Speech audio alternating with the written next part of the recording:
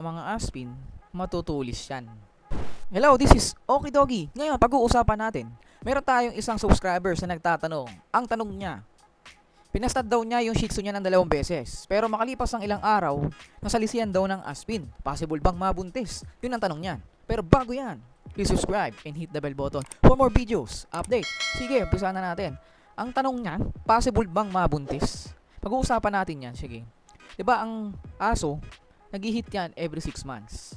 Ulitin ko, 6 months, susunod na hit, 6 months ulit. So, 2 beses sa isang taon. Ang tamang pagpapastad ng babaeng aso sa isang taon, pangalawang hit niya, yun ang pinaka-healthy. Ngayon, sa 6 months, pangalawang 6 months na yun, bali 1 year, sa unang araw ng regla, yun ang unang araw ng bilang. Tapos, papastad mo yung aso mo sa 9th day, pang 9th day niya. Susunod nun, 11th day. Tapos, ang tanong niya dito, di ba, possible na stud yung Shih Tzu niya sa 9th day, saka dun sa 11th day, Shih Tzu yung nakastud.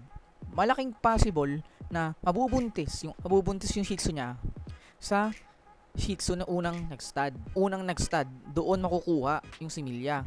Sa Shih Tzu, possible na mas malaki yung chance na lumabas dun sa tuta, Shih Tzu ang makuha. Kasi, sa mga pangalawang stud na yan, follow up na lang yon. Pinakamalaking bagay sa stud session, yung pinakauna, saka yung pangalawa. So, nasalisihan siya ng aspin sa pangatlo. Yung chance na lang yon na makuha yung lahi ng aspin. Pero alam naman natin, 'di ba, ang mga aspin matutulis yan. 'Di ba? Sila nga ang napaka-independent kahit hindi na kailangan ng shooter na shoot nila, 'di ba?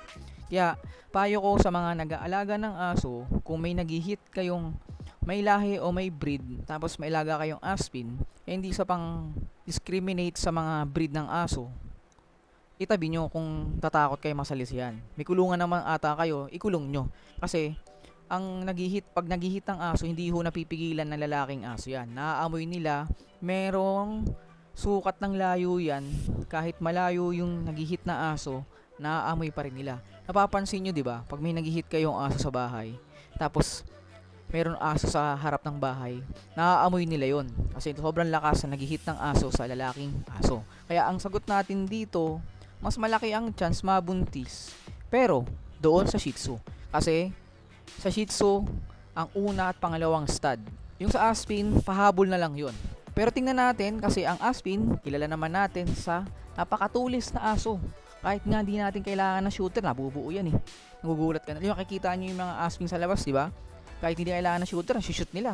Kahit napakalaki nung babaeng aspin, shoot din nila, di ba? Kaya sa mga sinasabi ko, mag-ingat tayo. Pang ilang tanong na to sa comment section ng vlog natin dati, ang naging aso nila sasalisihan ng aspin.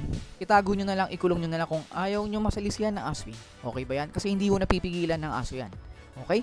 Again, this is Okie Doggy.